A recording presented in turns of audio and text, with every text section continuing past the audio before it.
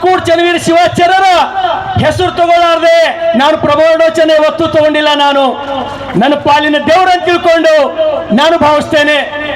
ಇವತ್ತು ನನ್ನ ಜನ, ನನ್ನ ರೈತರು ಸಾಕಷ್ಟು ತೊಂದರೆಯಲ್ಲಿದ್ದೀರಿ. ನೀವು ನನಗೆ ಗೊತ್ತದ, ಒಬ್ಬರ ಮನೆಗೆ ಪಾವು ಮಾಡಲಿಲ್ಲ, ಯಾರು ಗಾಬರಿ ಆಗ್ತಕ್ಕಂಥ ಅವಶ್ಯಕತೆ ಇಲ್ಲ. ಪರಮ ಪೂಜ್ಯರು ಏನ್ ಹೇಳ್ಯಾರ? ಯಾರು ಗಾಬರಿಸ್ಬೇಡ್ರಿ, ಯಾರು ಎದಿ ಹೊಡ್ಕೋಬೇಡ್ರಿ. ಮುಂದಿನ ಸಲ ಈ ಹಿಂದಿನ ವರ್ಷ ಹತ್ಕೊಂಡು ಡಬಲ್ ಮಾಲ್ ಬೆಳೀತ ಅಂತ ಹೇಳಿ ಪರಮ ಪೂಜ್ಯರ ಆಶೀರ್ವಾದ ಆಗ್ಯದ, ಪರಮ ಪೂಜ್ಯರ ಆಶೀರ್ವಾದ ಆಗ್ಯದ. ಬಂಧುಗಳೇ, ನಾನು ಕೂಡ ಒಬ್ಬ ರೈತನ ಮಗ. ನಾನು ನಸ್ಕಿನಾಗ 5 ಕೆದ್ದು ಹೆಂಡಿ ಕೆಲಸ ಮಾಡಿದ್ದು ಇವತ್ತಿಗೆ ನೀ ನೆನಪದ ನನಗೆ. ಚಳಿಗಾಲದೊಳಗೆ ನಮ್ಮ ಹೆಂಡಿ ಕೆಲಸ ಮಾಡ್ಲಿಕ್ಕೆ ಹತ್ತಿನೋ, ಆ ಹೆಂಡಿ ಕೈ ಹಾಕಿದ ತಣ್ಣಗೆ ಹತ್ತಿತ್ತು ಹೆಂಡಿ. ಅಲ್ಲಿ ತನಕ ನನಗೆ ಅನುಭವ ಅದ. ಅದ್ರ ಒಂದು ಮಾತನ್ನ ಹೇಳ್ತೇನೆ ನಿಮಗ, ನಮಗ ಒಳ್ಳೇದಾಗ್ತದ, ರೈತರಿಗೆ ಜಯ ಆಗ್ತದ. ರೈತರಿಗೆ ಜಯ ಆಗ್ಲೇಬೇಕಂತ ಹೇಳಿ ಇಲ್ಲಲ್ಲ, ನೀವೆಲ್ಲಿ ಕಳ್ಸಿರಿ ನನಗೆ ವಿಧಾನಸಭೆದೊಳಗ, ಅಲ್ಲಿನೂ ಕೂಡ ಚೀರಿ ಚೀರಿ ನಿಮ್ಮ ಸಲುವಾಗಿ ನಾನು ಮಾತಾಡ್ತಕ್ಕಂಥ ಕೆಲಸ ಮಾಡೀನಿ. ನಾನು ವ್ಯಸನ ಮುಕ್ತ ಉತ್ತರ ಕರ್ನಾಟಕ ಆಗ್ಬೇಕು, ವ್ಯಸನ ಮುಕ್ತ ಕಲ್ಯಾಣ ಕರ್ನಾಟಕ ಆಗ್ಬೇಕಂತ ಹೇಳಿ ನಿಮ್ಮ ಸಲುವಾಗಿ ನಾನು ಮಾತಾಡ್ತೇನೆ, ನಿಮ್ಮ ಸಲುವಾಗಿ ನಾನು ಚಿಂತನೆಯನ್ನು ಮಾಡ್ತೇನೆ. ಬಂಧುಗಳೇ, ಇಲ್ಲಿ ಸೇರಿದವರು 90% ಹೆಚ್ಚಿಗೆ ನಾವೆಲ್ಲರೂ ರೈತರು ಸೇರಿದ್ದೇವೆ, ರೈತರ ಮಕ್ಕಳು ಸೇರಿವೆ, ರೈತ ಕುಟುಂಬದ ಹೆಣ್ಮಕ್ಳು ಸೇರಿವೆ.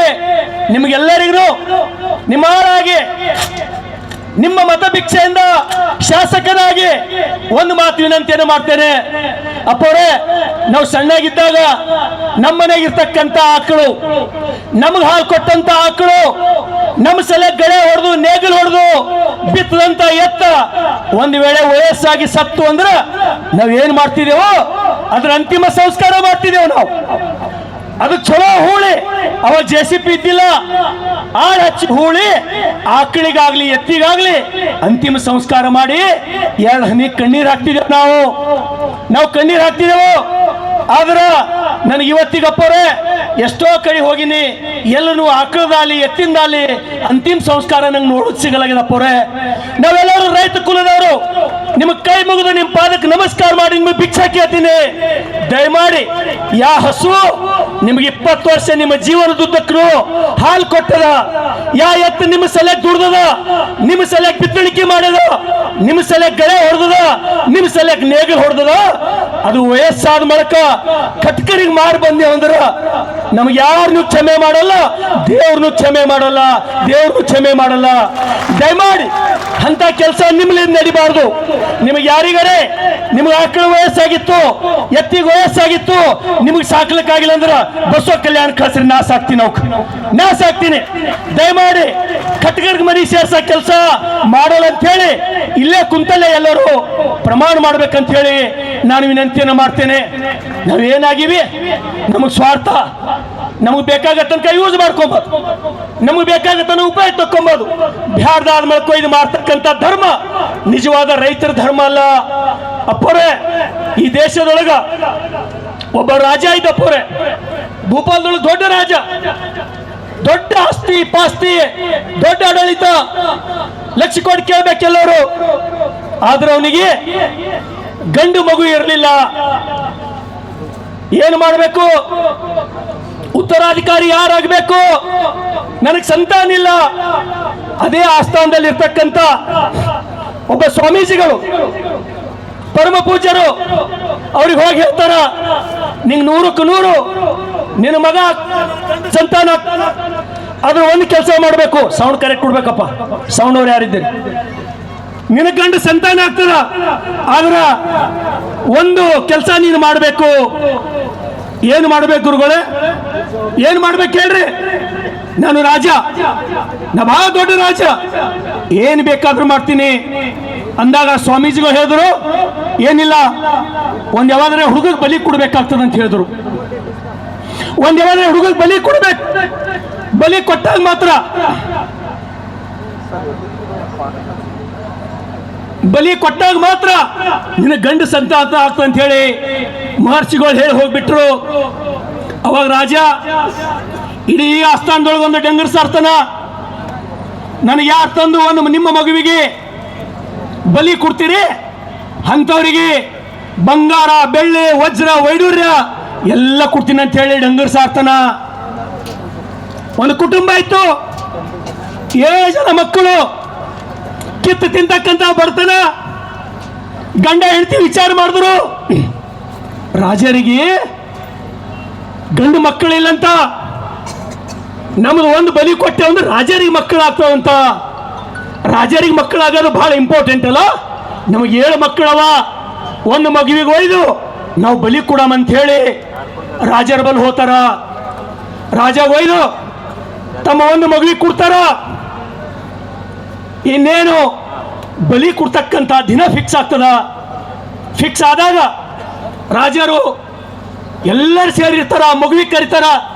ನೋಡಪ್ಪ, ಇವತ್ತು ನಿನಗೆ ಬಲಿ ಕೊಡ್ಲತ್ತೀವಿ ನಾವು, ನಿಂದೇನಾರ ಕೊನೆ ಆಸೆ ಇದ್ದರ ಹೇಳು, ಈಡೇರಿಸ್ತೀವಿ ಅಂತ ಹೇಳಿ ರಾಜರು ಹೇಳಿದ್ರು. 6-7 ವರ್ಷದ ಬಾಲಕನಿಗೆ, ಮಹಾರಾಜರೇ ನೀವು ಮಹಾರಾಜರು, ರಾಜ ಪ್ರತ್ಯಕ್ಷ ದೇವತ, ನೀವು ಇರಬೇಕು, ನೀವು ಬದುಕಬೇಕು, ನಿಮಗೆ ಗಂಡ ಸಂತಾನ ಆಗ್ಬೇಕು. ಆದ್ರೆ ನಂದು ಒಂದು ಕೊನೆ ಆಸೆ ಅದ ಮಹಾರಾಜರೇ, ಒಂದು ಕಮ್ಮುಟ್ಟಿ ದೊಡ್ಡದು ಮಣ್ಣು ತಂದು ಕೊಡ್ರಿ, ಕಲಸಿದು ನೀರು ಹಾಕಿ ಕಲಸಿದು ಮಣ್ಣು ತಂದು ಕೊಡ್ರಿ ಅಂತ ಹೇಳಿ ಆ ಮಗು ಹೇಳ್ತು. ಅದೇನು ದೊಡ್ಡ ಮಾತದಪ್ಪ, ತೊಂಬರ್ ಒಂದು ಕಂಬುಟ್ಟಿ ಮಣ್ಣ, ಕೆಸರಾಗಿದ್ದು ಮಣ್ಣು ತೊಂಬರ್ ಅಂತ ಹೇಳಿದ್ರು.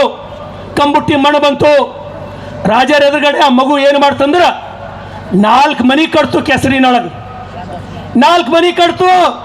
ರಾಜರೇ 4 ಮನಿ ಕಟ್ಟಿನ ರಾಜರೇ ನಾನು. ರಾಜರ ಎದುರುಗಡೆ ಒಂದು ಮನೆಗೆ ಒದಿತು, ಆ ಮನೆ ಬಿದ್ದು ಹೋಯ್ತು. ರಾಜರ ಎದುರುಗಡೆ 2ನೇ ಮನೆಗೆ ಒದಿತು, 2ನೇ ಮನಿನೂ ಬಿದ್ದು ಹೋಯ್ತು. ರಾಜರ ಎದುರುಗಡೆ 3ನೇ ಮನಿನೂ ಒದಿತು, 3ನೇ ಮನಿನೂ ಬಿದ್ದು ಹೋಯ್ತು. ಕೊನೆ ಮನೆಗೆ ಆ ಮಗು ಒದಿಲಿಲ್ಲಪ್ಪವ್ರೆ. ರಾಜರು ಗಾಬರಿ ಆದರು. 7 ವರ್ಷದ ಮಗು, ಏನಪ್ಪ ಯಾಕೆ ಹಿಂಗೆ ಮಾಡಿದೆ?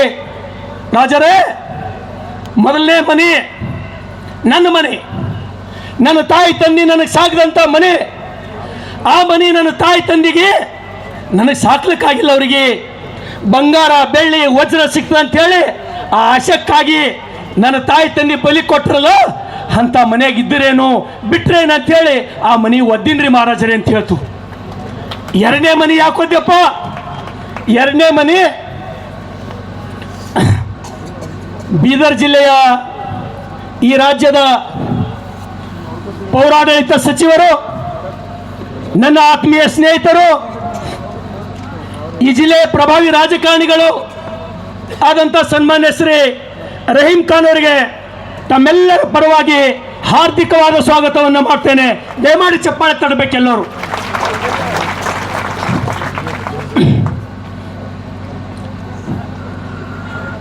ಮುಂದುವರಿಸಿದ ಕೇಳುತ್ತಿರಲ್ಲ ಎಲ್ಲರೂ? ಓಕೆ, ಧನ್ಯವಾದಗಳು. 1ನೇ ಮನೆ ಒದಿತು. ನನ್ನ ತಾಯಿ ತಂದೆ ನನಗೆ ಯಾರು ಹಡ್ದಾರೋ ಅವ್ರಿಗೆ ಬಳಸೋಬೇಕಂತಿಲ್ಲ, ಅಂಥ ಮನೆ ಏನು ಮಾಡ್ಲಂತೇಳಿ ಆ ಮಗು ಒದಿತು. 2ನೇ ಮನೆ ನನ್ನ ಬೀಗರ್ ನೆಂಟ್ರದು ರಾಜರೇ, ನನ್ನ ಬಂಧು ಬಳಗ. ನಮ್ಮ ಅವ್ವಪ್ಪ ತಪ್ಪು ಮಾಡಿದಾಗ ಅವ್ರು ಬಂದು ಮಗನಿಗೆ ಬಲಿ ಕೊಡಬೇಡವ ಅಂತ ಹೇಳಿ ಹೇಳಲಿಲ್ಲ. ಅಂಥ ಬೀಗರ್ ನೆಂಟ್ರಿ ಇದ್ರೆ ಏನು ಮಾಡ್ಲಂತೇಳಿ ಅದನ್ನು ನಾನು ಒದ್ದು ಹಾಕಿನ ಮಹಾರಾಜರೇ, ಬೀಳ್ಸಿನ ಮಹಾರಾಜರೇ ಅಂತೂ ಮಗು. 3ನೇದು ಯಾಕೆ ಒದ್ದಪ್ಪ ಮಹಾರಾಜರೇ? 3ನೇದು ನಿಮ್ಮ ಅರಮನೆ, ನಿಮ್ಮ ಅರಮನೆ ಒದ್ದು ಕೆಡಕಿನಿ. ರಾಜ ಆದಂಥವನು ಪ್ರತಿಯೊಬ್ಬರಿಗೆ ಕಾಯಬೇಕು ನಿಮ್ಮ ಸ್ವಾರ್ಥಕ್ಕಾಗಿ. ನಿಮಗೆ ಸಂತಾನ ಇಲ್ಲ ಅಂತ ಹೇಳಿ ನನ್ನಂತ ಬಡ ಮಗುವಿಗೆ ಬಲಿ ಕೊಡ್ಲತ್ತಿರಲ್ಲ, ನೀವು ನಿರಸ್ತಕ ಅಂತ ಹೇಳಿ ಒದ್ದಿನಿ ಅಂತ ಹೇಳಿ ಮಹಾರಾಜರಿಗೆ ಹೇಳ್ತು. 4ನೇ ಮನೆ ಏನಪ್ಪ ಅಂತ ಕೇಳಿದ್ರು ಮಹಾರಾಜರು. 4ನೇ ಮನೆ ಆ ನಾಡಿನ ಸುಪ್ರಸಿದ್ಧ ಹಾರ್ಕೂಡ್ದಂಥ ಮಠ. ನನ್ನ ತಾಯಿ ತಂದೆ ಹಿಡಲಿಲ್ಲ, ಬೀಗದ ನೆಂಟರು ಹಿಡಲಿಲ್ಲ, ರಾಜ ಹಿಡಲಿಲ್ಲ. ಹಾರ್ಕೂಡಪ್ಪರ ಕೈ ಜೋಡಿಸಿ ನಿಂತು ನನಗೆ ಇವರೇ ಉಳಿಸ್ಬೇಕಂತೇಳಿ ಕೈ ಜೋಡಿಸಿ ಆ ಮನೆ ಎದುರು ನಿಂತೀನಿ ಅಂತ ಹೇಳ್ತು ಮಗು. ರಾಜ ಒಂದೇ ಸೌಂಡ್ ಕಣ್ಣೀರು ಹಾಕದ. 7 ವರ್ಷದ ಮಗು ರಾಜನ ಮಾತಿಗೆ ಬೆರಗ ಹೋಯ್ತು. ನನಗೆ ಸಂತಾನ ಬೇಕಾಗಿಲ್ಲ ಮಗನೇ, ನೀನೇ ನನ್ನ ಮಗ ಅಂತೇಳಿ ದತ್ತಕ್ಕೆ ತೋತೀನಿ, ನಿನಗೆ ಮುಂದೆ ರಾಜ ಮಾಡ್ತೀನಿ ಅಂತ ಹೇಳ್ತು. ಬಂಧುಗಳೇ, ಯಾಕೆ ಈ ಮಾತು ಹೇಳ್ತೀನಿ? ನಮ್ಮ ಸ್ವಾರ್ಥಕ್ಕಾಗಿ ಏನು ಬೇಕಾಗಿದ್ದು ಮಾಡ್ತೀವಿ ನಾವು, ಯಾರಿಗೂ ಬಲಿ ಕೊಡ್ತೀವಿ. ನೋಡ್ದಾಗ ಶ್ರೀಮಂತ ಆಗ್ಬೇಕು, ಧರ್ಮ ಹೆಂಗ್ ಉಳಿಬೇಕು ನೋಡ್ಲತ್ತಿರಲ್ಲ. ಪಕ್ಕದ ಬಾಂಗ್ಲಾದೇಶದೊಳಗ ಎಲ್ಲಿ ಧರ್ಮದವನು ಒಂದ್ಸಲ ಧರ್ಮಕ್ಕಾಗಿ ಎಷ್ಟು ಧರ್ಮದ ಕಾರ್ಯಗಳಾದ್ರೂ ಹಗಲತ್ ಲೈವ್ ಇಟ್ಟು ಮಧು ಚಂದ್ರದಾಸ್ ಅಂತಕ್ಕಂಥ ಒಬ್ಬ ಯುವಕನಿಗೆ ಹಾಡಗಲ ಗಿಡ ಕಟ್ಟಿ ಸುಡ್ತಕ್ಕಂಥ ಪ್ರಕರಣ ಇವತ್ತಿಗೂ ನೋಡಿದ್ರ ಮೈ ಚುರ್ರ ಅಂತದ ಬಂಧುಗಳೇ, ಮೈ ಚುರ್ರ ಅಂತದ. ಏನಪ್ಪ ಇದೇ ರೀತಿ ಆದ್ರ ಈ ದೇಶದ ಪರಿಸ್ಥಿತಿ ಹಂಗ, ನಾವು ಹೆಂಗ್ ಬದುಕಬೇಕು? ಇಂಥವೆಲ್ಲ ಬದಲಾವಣೆ ಮಾಡೋ ಸಲುವಾಗಿ ಈ ಧರ್ಮದ ಕಾರ್ಯಕ್ರಮಗಳು ಪರಮ ಪೂಜ್ಯರು ಇವತ್ತೇನು ಚಿತ್ತರಿಗೆ ಪರಮ ಪೂಜ್ಯರು ನನಗ ಆಶೀರ್ವಾದ ಮಾಡಿದ್ರು. ಏನಪ್ಪ ನಿನ್ನ ಚಿಂತನೆ ಒಳ್ಳೇದಿದೆ ಅಪ್ಪರೇ, ನಾನು 2ನೇ ಬಾರಿ ಶಾಸಕ, ಎಲ್ಲಿ ತನಕ ಬದುಕಿರ್ತೀನೋ ಅಲ್ಲಿ ತನಕ ವ್ಯಸನ ಮುಕ್ತ ಕಲ್ಯಾಣ ಕರ್ನಾಟಕ ಮಾಡ್ಬೇಕಂತ ಹೇಳಿ ನಾನು ಪ್ರಯತ್ನ ಮಾಡ್ತೇನೆ, ಅದ್ರ ವಿರುದ್ಧ ನಾನು ಹೋರಾಟ ಮಾಡ್ತೇನೆ. ನಿಮ್ಮೆಲ್ಲರ ಆಶೀರ್ವಾದ ನನ್ನ ಮೇಲಿರಲಿ. ಮತ್ತೊಮ್ಮೆ ನಿಮ್ಮೆಲ್ಲರ ಪಾದಗಳಿಗೆ ನಮಸ್ಕಾರ ಮಾಡಿ ನನ್ನ 2 ಮಾತು ಮುಗಿಸ್ತೇನೆ. ಧನ್ಯವಾದಗಳು.